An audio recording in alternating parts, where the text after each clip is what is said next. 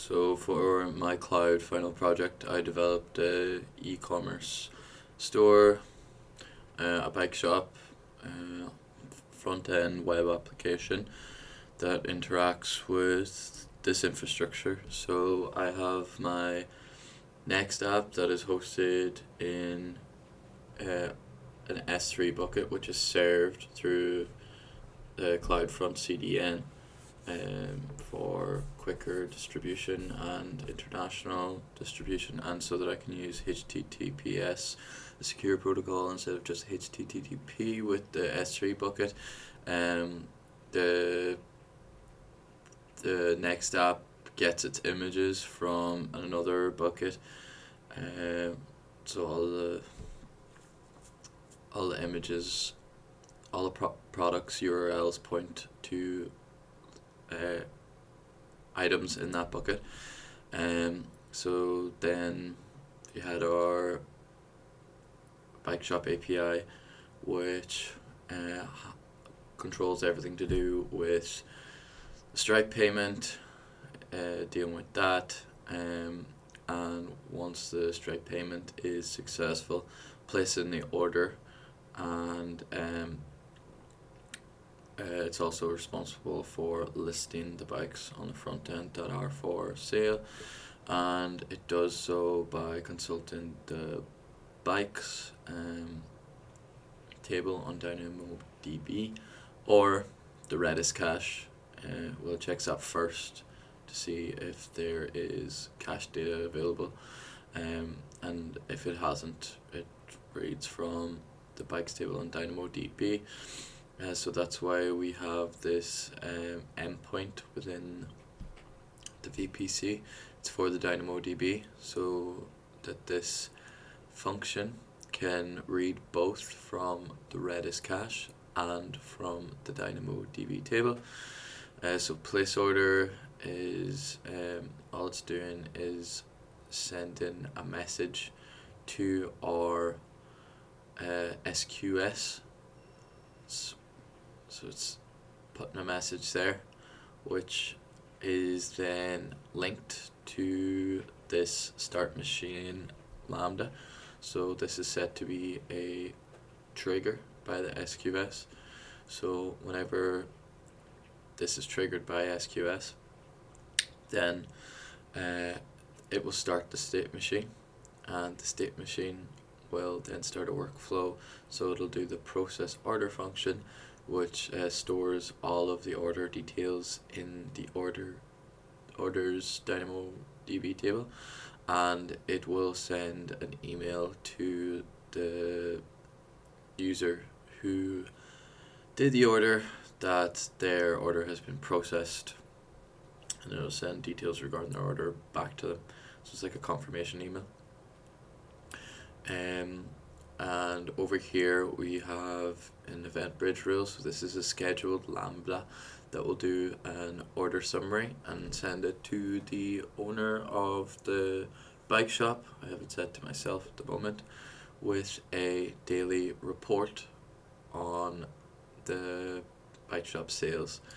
So if you go to the front end, you can see that it's served on the CloudFront and it's using HTTPS. So we just have some regular components, homepage, about, none of that really matters, blog, support, buy bikes. This is where we're doing our first GET request to the API. If we can look at these bikes, we can filter them. We can filter them by brand. We can filter them by type of bike. We can filter them on their price range. But if we try and add it to cart, it says you need to be signed in to add items to your cart. So if we sign in, so this isn't using our API, we use Cognito here. So if we sign up a user, put in our full name, I put in my email, and set up a password. That will authenticate us with Cognito, but we have to verify our account, so we get this verification. Set that in. Account has been successfully verified, so that redirects us to the sign in page. So now we can sign in with our new account that we just created. So we got redirected back to the bikes page because that's where we were, instead of being redirected to the home page, because you want to keep the user on the path of buying. So if we add this to our cart, okay, it was added to our cart successfully.